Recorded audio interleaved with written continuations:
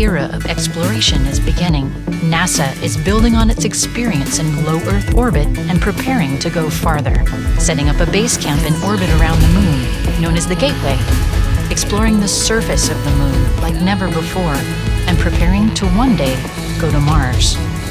To accomplish all this, NASA will need a new spacesuit for its astronauts, one that's more flexible, versatile, and durable than any made before. Engineers are now hard at work designing, building, and testing the new suit, making sure it's up to the task for future exploration.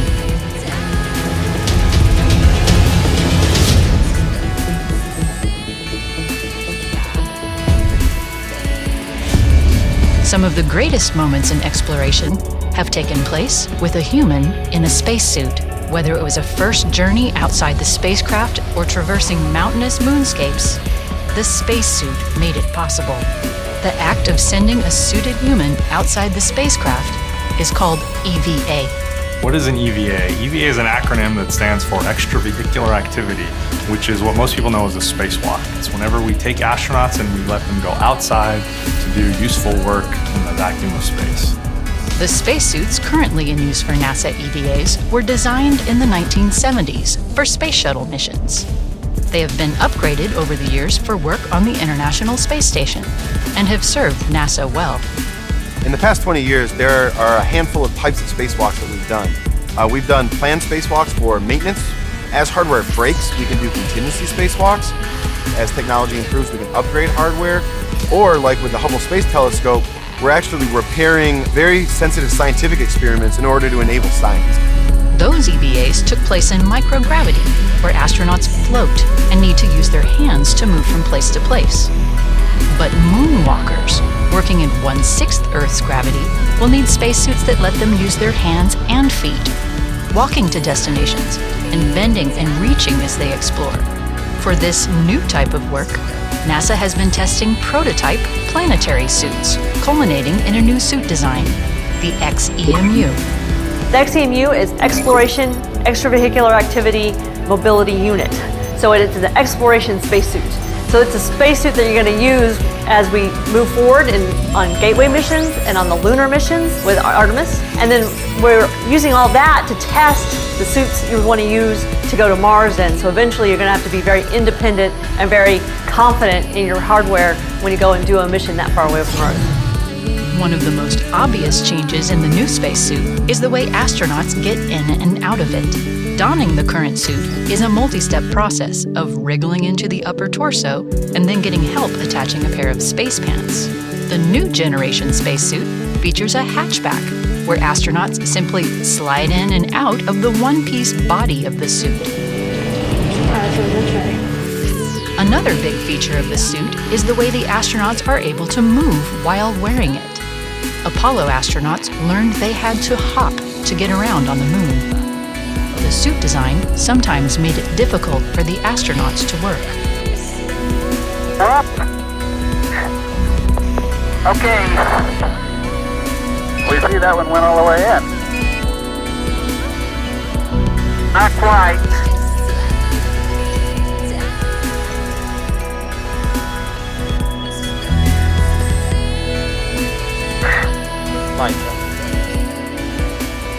Engineers learned valuable lessons from those Apollo suits. The improved design for the next generation spacesuit will allow astronauts to walk on the Moon, not hop. Additionally, astronauts will experience an improved range of motion. The new suits, the planetary walking suits we're working now, we really hope to provide improved mobility and comfort along with reduced injury potential. And really, like I said, provide the best tool to the crew member that we can provide.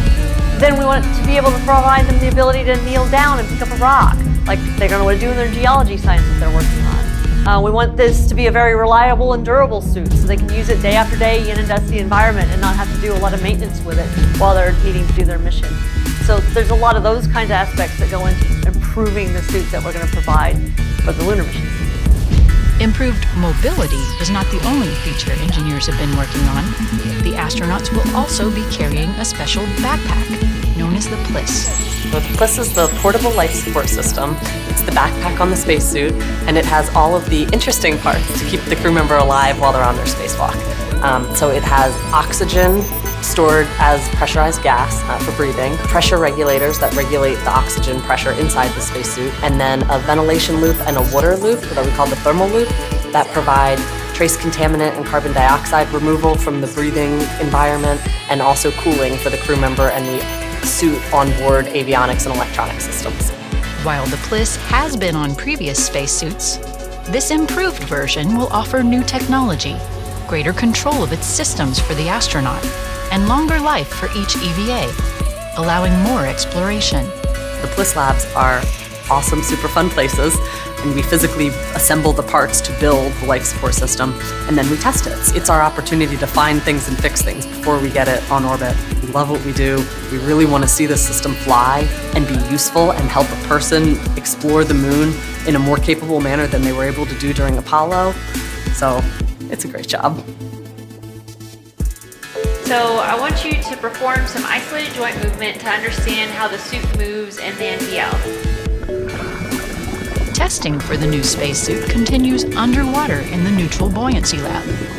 Here, the weightless environment of space can be simulated to put the suit through its paces. So being able to test the suit in the pool and microgravity environments allows us to iterate on our design and make it better and get feedback from astronauts and from other instructors and trainers. Could you reach all the way across and do the cross switches with your opposite arm? Oh yeah, it's really easy to get all the switches with my opposite arm. I would rate this as excellent. Oh, Come on. I know, I guess you gotta get lower, flatter. Yeah. Hold on. Oh my You God. did it! Very good. So if this could happen in real life, this is a spectacular translation. Rex and I are very lucky. It is like a brand new spacecraft. Even has the new smell and everything. It does. New car smell.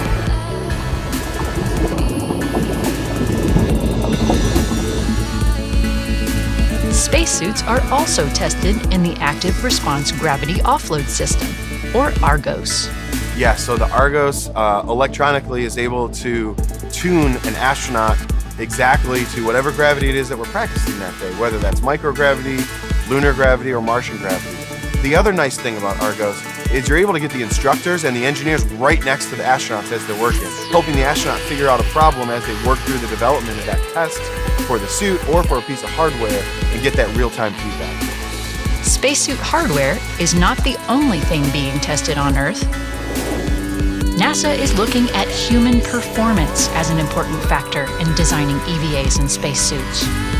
So related to a spacesuit, a lot of times people think about the actual engineering, the hardware, the different pieces, but I want to look at the EVA scenario from the human really inside the suit and make sure that their performance, both physically, cognitively, is going well. So we want to look at things like physical exertion, cognitive workload, injury risk, and really just trying to make sure that they're not impaired by the EVA system any more than they have to be.